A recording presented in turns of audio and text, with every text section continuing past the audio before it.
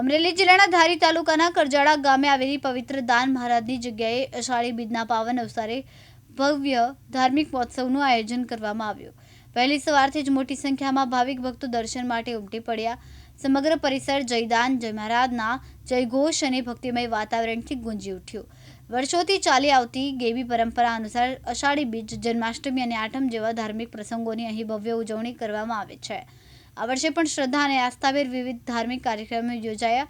પ્રસંગે ભજન કીર્તન, સંતવાણી અને મહાપ્રસાદનું આયોજન કરાયું, જેમાં મોટી સંખ્યામાં ભક્તોએ લાભ લીધો।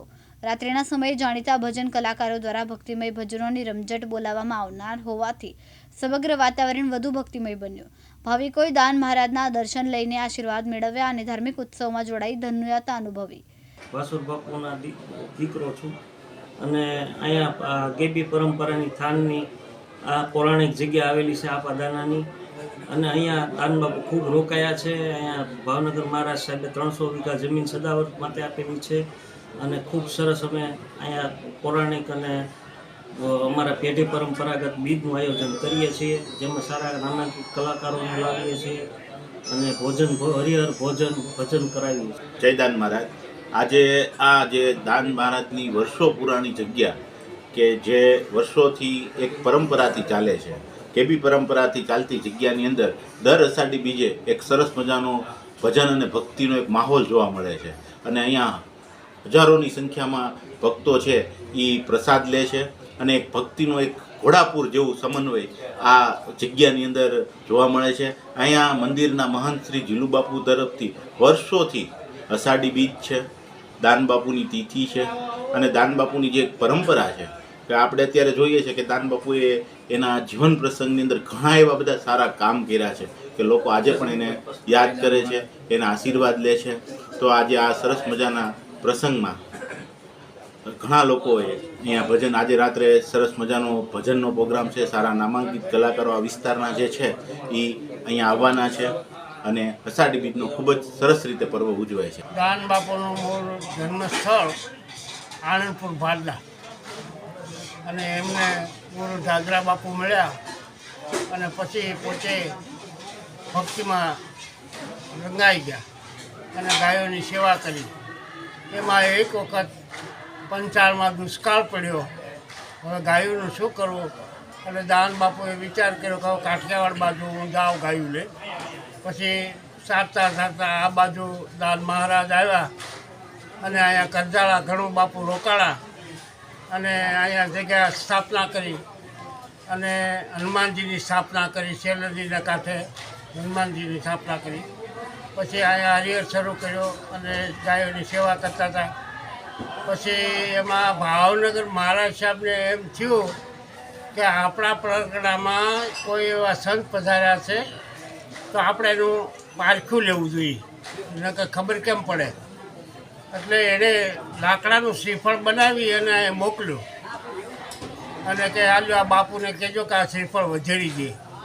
પછી એનાથી માણસો આવ્યા અને એણે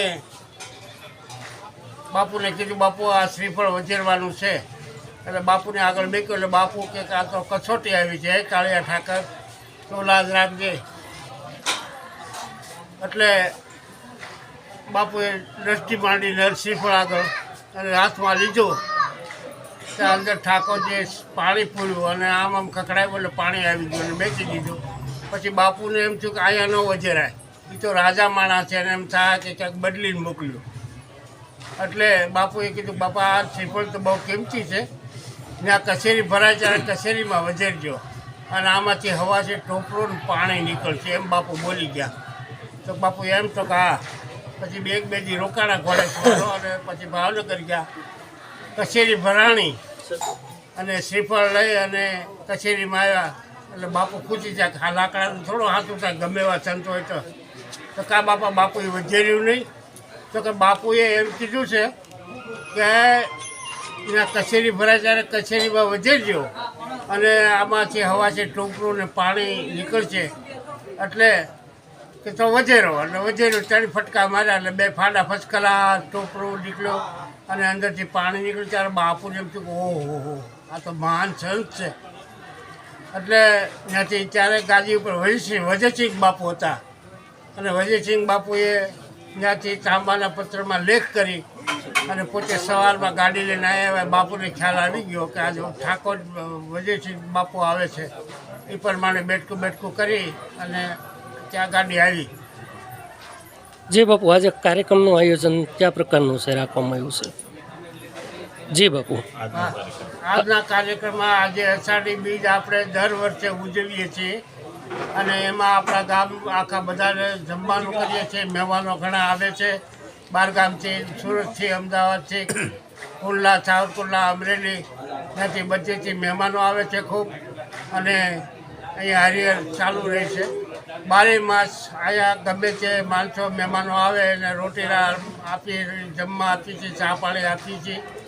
અને દાન મહારાજની ગમે એ માનતા રાખે તો દાન મહારાજનું કામ કરે છે અને ફળીભૂત થાય છે અને અહીંયા દર્શને બધા આવે છે. પ્રતાપભાઈ વાળા, દિવ્યાંગ ન્યૂઝ, ધારી, અમરેલી.